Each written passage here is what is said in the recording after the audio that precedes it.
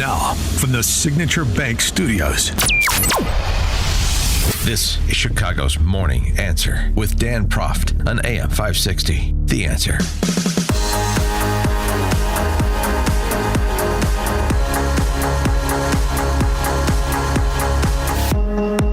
Top of the morning, Dan Proft here. Jonathan Haidt, social psychologist, co-author of The Coddling of the American Mind, recently did a sit-down with the Free Press's Barry Weiss, and I guess CBS News' Barry Weiss these days, and had this to say about social media and its particular psychological impact on young women, and particularly young women that are oriented to the left, that orientation perhaps being driven by parents, schools, both, social media itself. Take a listen, and the three particularly poisonous ideas that infect the leftist's mind, particularly the leftist woman. Girls spend a lot more time on social media than boys. Liberal girls spend a lot more time than conservative girls. That didn't used to be the case, but as we get into the 2010s, when everything gets so politicized, we get into the Great Awakening, we get into the polarization, the illiberalism that is, that you and I have really been, writing about and talking about for a long time. As we get into the era, the feeds of the liberal girls gets much more taken over by how terrible the world is, everything's sexist, you're not going to get ahead. And this is like the greatest era of female progress that we're going through. But liberal girls are sort of caught in a set of disempowering ideas. And my previous book, The Coddling the American Mind, with Greg Lukianoff, was exactly about that. Here's three terrible, terrible ideas. And if you believe them, you're almost guaranteed to be a failure in life. It's what doesn't kill you makes you weaker. Always trust your feelings. And life is a battle between good people and evil people. And for liberal girls, a lot of them got sucked into that kind of mindset. And it happened on Tumblr in 2013. That was the transition point when certain ideas were developed. So that's when girls' mental health takes a tumble. If you graph out liberal boys and liberal girls and conservative boys and conservative girls, it's the liberal girls who really rise first and fastest on depression. And the conservative boys are not up that much. So everyone is worse off. But being conservative seems to root you. You're not as easily pushed into this crazy world. Being in a religious family seems to root you. And those two things seem to be protective. Yeah, that sentimentality piece, which I talk about incessantly. If I feel it, it must be a good thing. It must be a true thing because I'm a good person. Oh, boy. And by the way, some of the reaction to this, including from a PhD in developmental and evolutionary psychopathology at University of Miami, J.D. Haltigan, people are looking at this more and more.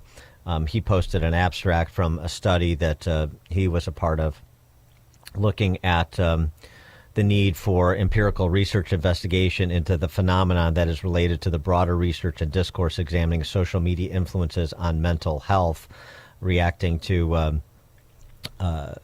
what you just heard Jonathan Haidt have to say, saying he is empirically correct. So that is a cultural phenomenon that we're up against.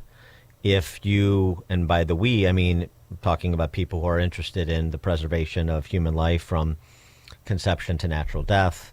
I'm talking about people who are interested in a society that respects Western civilization by promoting the cardinal virtues that are at the foundation of it. That is what we're up against, in part, what Jonathan Haidt was just describing, and particularly when it comes to that respect for human life issue, since we're talking more about the distaff side when it comes to the impacts of and the environment, the ecosystem of social media that Haidt was referencing. For more discussion on this, we're pleased to be joined by Jeff Bradford. He is the CEO and president of Human Coalition. That's humancoalition.org. Jeff, thanks so much for joining us. Appreciate it. Good morning, Dan. It's great to see you this morning. Well, I mean, first, sort of give us the mission statement of Human Coalition, what you guys do, and, perhaps if you have any commentary on what Haidt was talking about and how you deal with that in the pursuit of your of achieving your mission statement? Any additional insights you have? Sure. Our mission statement is to end abortion in America. And our vision is to make abortion unthinkable and unnecessary in a world that believes that for a woman to flourish, you have to abort your child. And to your point, that is exacerbated by social media, that we are told that the child in the womb is not human, it's not alive, and can be discarded. And there's so much pressure on men and women to abort their children, to think that that's the only way that they can flourish. And abortion doesn't prevent hardship. It actually adds heartache and regret and pain, and it doesn't solve the problem. A woman walks into the abortion clinic and takes the life of their child and walks out with the same issues that are driving the reason that she believes abortion is her only option. And at Human Coalition, we're one of the largest pro-life, pro-woman organizations in the country, building a national rescue system. And 76% of the women who come to us and believe that abortion is their only option tell us that they would prefer to parent if their circumstances were different. And if you think about that, it not only breaks your heart, but it's also the lie that we've all been told, that women's empowerment is choosing to abort their child versus becoming a flourishing mom. And Human Coalition steps in that gap, and they're dealing with things like housing, education, employment, lack of child care assistance. Human Coalition comes in and helps provide those.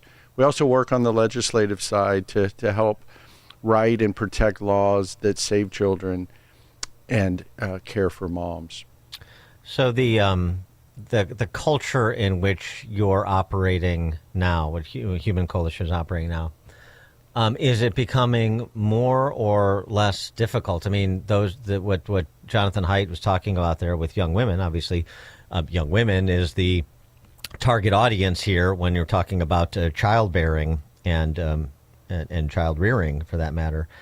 And so it seems like an argument can be made that the social media world in which we live now is making your job that much more challenging. It is. Really, since the overturning of Roe v. Wade, the media was heightened, and social media was heightened that women can't get care, can't get reproductive care, health care. And so the pressures on that actually have gotten worse over the last 5 years and much more difficult. And I'm reading Jonathan Haidt's Anxious Generation right now, which was really the generation that my wife and our children grew up in.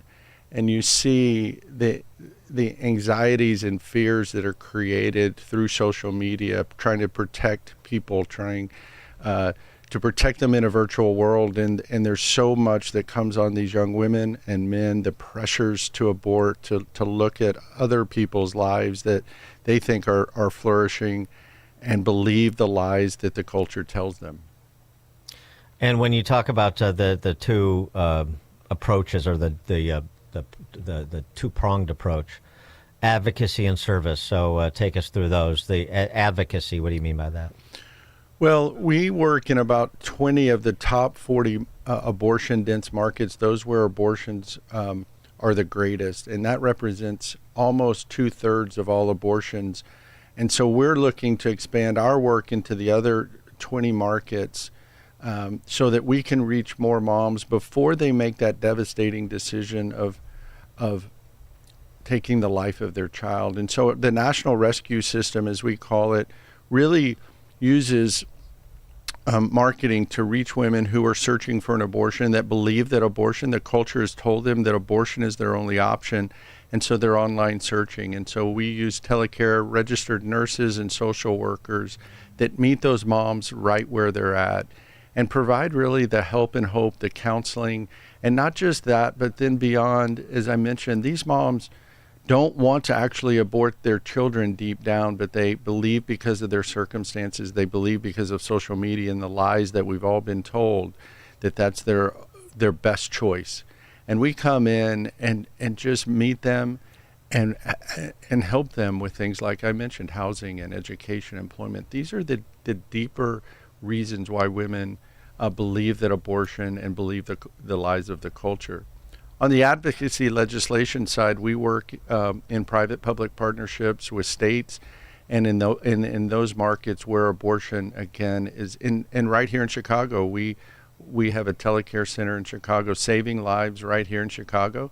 I lived in Chicago for about 10 years, and so I have a heart for Chicago. We love being here.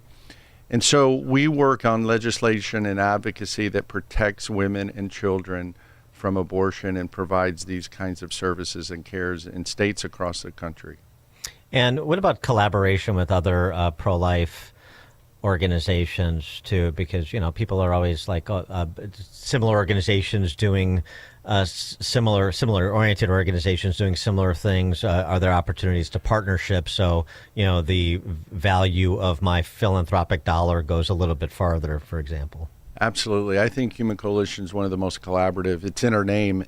We work with over 10,000 organizations that brings these kinds of services to bear, including pregnancy centers right here in Chicago. And if you think about it, and this may surprise a lot of people that are listening, but over 70% of all abortions in America are chemical abortions. Women right now are just able to order the abortion pill directly to their home. And so if we're not online immediately through our telecare system to reach those women, to bring them into that counseling session, they'll never go into a brick and mortar. And so we help those brick and mortar pregnancy centers all over the country reach that mom who's online Googling to abort their child and bring them, and then partner with pregnancy centers, as well as over 10,000 other organizations across the country. Abortion can't be resolved by one person, one organization. We must all work together, and there's plenty of work to be done.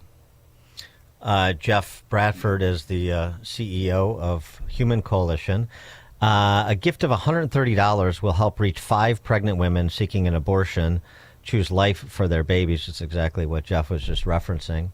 We're partnering with Human Coalition in this vein here at AM 560. And to give a gift of $130 to help reach 5 pregnant women who are seeking an abortion choose life instead, go to 560theanswer.com/human. That's 560theanswer.com/human. Jeff Bradford, thanks so much for joining us. Appreciate it. Thank you. The stories you need to know to start your day. This is Chicago's Morning Answer on AM 560.